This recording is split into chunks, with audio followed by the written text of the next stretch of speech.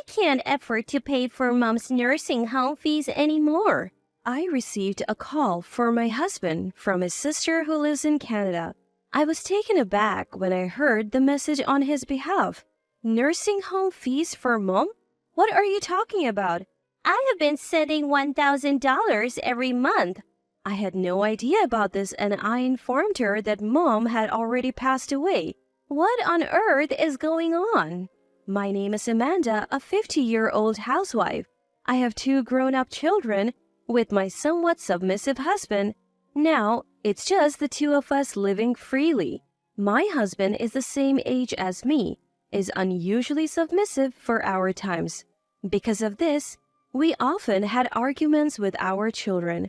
But once they moved out, the house felt strangely quiet. Now, I sometimes think it's good that he's so submissive. I cherish the moments when I feel happy doing things for him. After my father-in-law passed away, my mother-in-law moved into a nursing home, not wanting to be a burden on us. She enjoyed talking with her peers and was content. However, she passed away from a stroke. My husband has a single sister. She moved to Canada and became a successful entrepreneur. She was the pride and joy of my mother-in-law. So when mom passed away, we wanted to inform her, but my husband said he couldn't reach her. Without her, we held the visitation and funeral.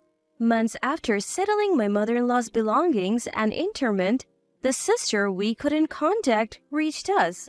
Amanda, it's been a while. Is my brother there? It was unusual for her to call the landline. If she wanted to reach my husband, she could call his cell. I told her he's been coming home late from work lately and suggested she try his cell. I also told them that my number had not changed. She said she already tried but couldn't get through. She had something important to convey, so she called the house. I offered to take a message for him and she agreed. Please tell my brother that I can't continue paying the $1,000 monthly fee for mom's nursing home. Mother-in-law's nursing home fee requested by my husband is $1,000? What is it? I was puzzled. What was she talking about? Should I pretend to know or tell her I had no idea? But mom had already passed away. Maybe she didn't know because she couldn't be reached. Given the situation, not being able to pay the monthly $1,000 wouldn't be a problem. I informed her that mom had passed away months ago and that my husband tried to contact her but couldn't. She was shocked. She didn't know about mom's passing or the funeral. She said she had spoken to my husband over the phone after that. Of course, my husband knows that his mother has passed away. Why didn't he tell her about mom? And I had never heard about the monthly $1,000 payment. I apologize for not knowing about her contributions. My husband never mentioned it, but mom's nursing home fees should have been deducted from her pension. If she received money from her proud daughter, she would have mentioned it. I decided to dig a little deeper. Your mother must have been so grateful, right? Well, actually, I never spoke directly with her. What? It was always through my brother, so I send the money to his account. Amanda, what's going on? My husband uses his bank account for all our living expenses. His salary is deposited there too. I'm aware of our finances, but I have never seen the $1,000 that his sister mentioned. Just to be sure, I contacted the bank where we had closed my mother-in-law's account to check the transactions. But there were only her pension deposits and the monthly nursing home fees being deducted. So where did the $1,000 his sister mentioned go? It means my husband has a bank account I don't know about. I asked her for the account details and the bank's name. Throughout our conversation, she was trembling with grief over her mother's death and anger for not being informed about the funeral. What is my brother hiding, not telling me about our mother's death? Unbelievable. I want to fly back to the US and confront him right now. I promise I'll uncover whatever he's hiding. I didn't know what else to say at that moment. I never imagined I would be a victim too. After hanging up, I decided to search my husband's room. After our kids moved out, he wanted a study for himself. I didn't mind him using the spare room. Our sleeping arrangements had changed over time and I often found it convenient. However, I have been told not to go to sleep before my husband gets home. So I wake up reflexively when the front door opens, but he always told me not to enter his study. He would ask for it to be clean, but only after he tidied up a bit. He said it was because of work-related stuff, but now I wasn't so sure. I went into the forbidden room and checked the trash can. It seemed he hadn't had time to tidy up recently due to business trips and late nights. Among the receipts from the past 2 weeks, one stood out. It was for something unusual for a man to buy. I hadn't received such a gift from him. Where did it go? I couldn't find it among his belongings. That night, as usual, he came home late.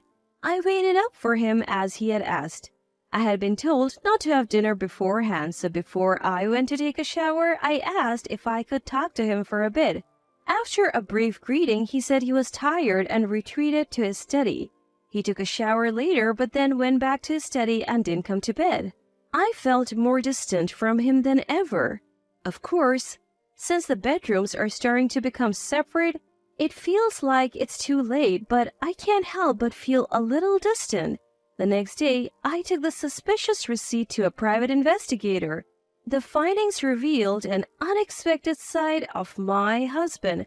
When I shared the news with his sister, her anger intensified. I felt foolish for always trying to be the obedient wife to my submissive husband. What a joke! He was just pretending. He can't treat me like some housemaid. I'll show him. His sister and I hatched a plan.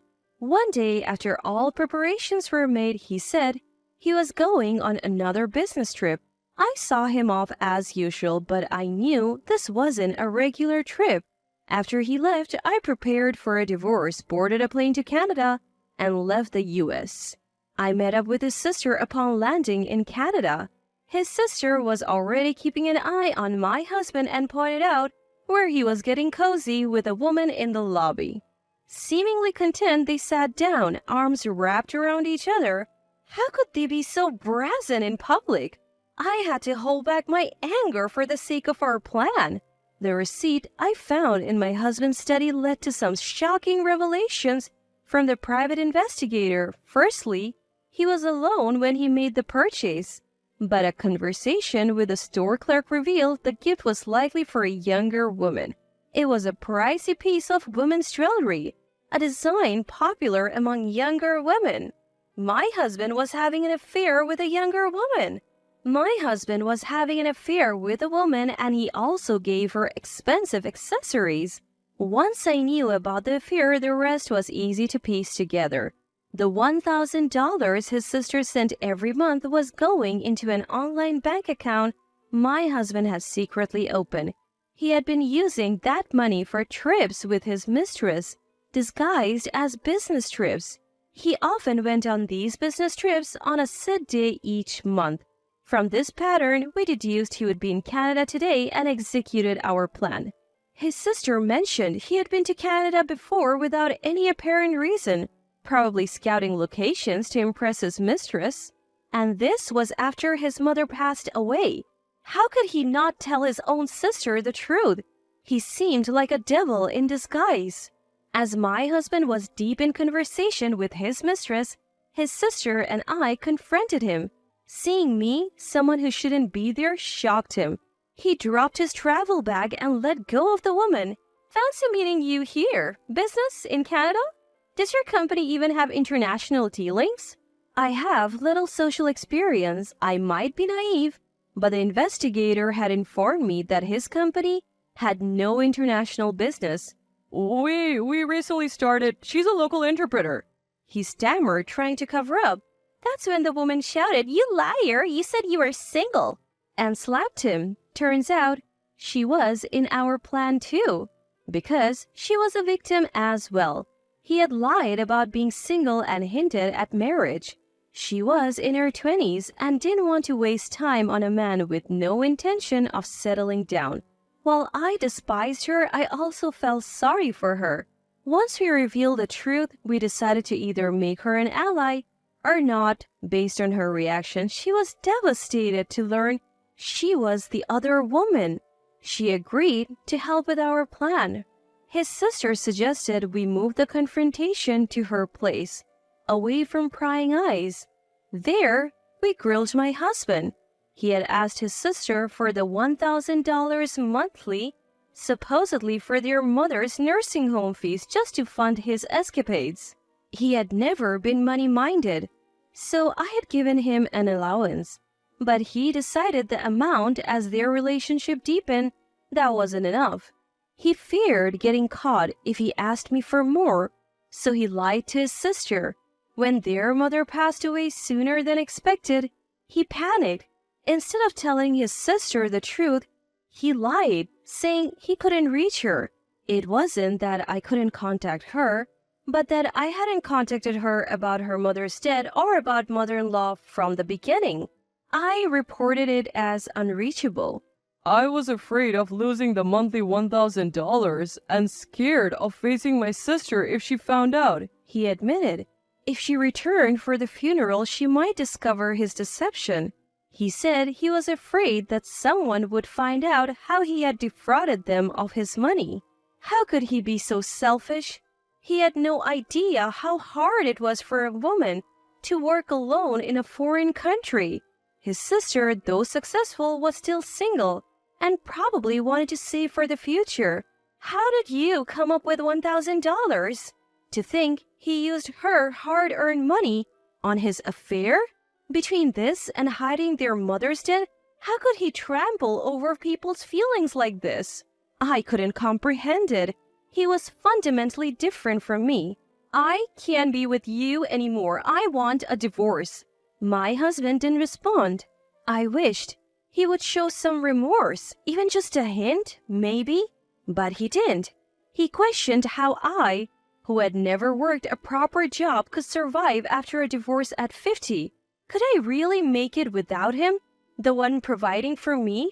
Of course, I knew the reality, but that's not what I needed to hear right now. Even though I knew, I still wanted a divorce. I was utterly fed up with my husband, who never understood my feelings. I boldly confronted him with evidence, including photos from a private investigator agency. Realizing he would surely lose in court, my husband finally agreed to my demands and signed the divorce papers. The next day, my sister-in-law kindly offered to let me stay until my flight back to the U.S. My husband tried to join, but she firmly said she didn't remember having such a worthless brother and kicked him out. I hadn't submitted the papers yet, but emotionally, he felt like a stranger. Just the thought of being under the same roof irked me, so I backed up my sister-in-law. His mistress thought, I don't need a middle-aged man with such a terrible character. She was disgusted by him using a family death for his own desires and left my sister-in-law's house. Abandoned by both me and his mistress, my husband seemed to chase after her. They had a spat outside, and it seemed she dumped him for good. As a result, he was left wandering in Canada, a place he chose for a romantic getaway, without even understanding the language. The next day, I returned to the U.S. and immediately filed the divorce papers. I also moved to a new place I had been preparing for. Though I had limited experience in society, I wasn't a housewife for no reason. I had saved money secretly over the years, and when I told my kids about everything, they offered some support. In today's age, 50 is still young. I believe I can start a second chapter in my life. From time to time, my kids visit, and my days are filled with joy. In fact, I feel my relationship with them has improved since the divorce. As for my ex-husband, he somehow managed to return from Canada. But the home he returned to was a mere shadow of its former self. He didn't expect me to act so quickly. He probably hoped to persuade me to reconsider the divorce after returning. Now that it's impossible, he must be in shock. In future, he will be burdened with a divorce settlement from me and repaying the money he deceitfully took from his own sister. I also heard his mistress is suing him, demanding Give me back my 20s. Most of his salary goes to these payments, and he's living in extreme poverty. I have even heard he's been spotted at soup kitchens. I don't feel pity. My fallen ex-husband, this is the consequence for deceiving people and exploiting a family death.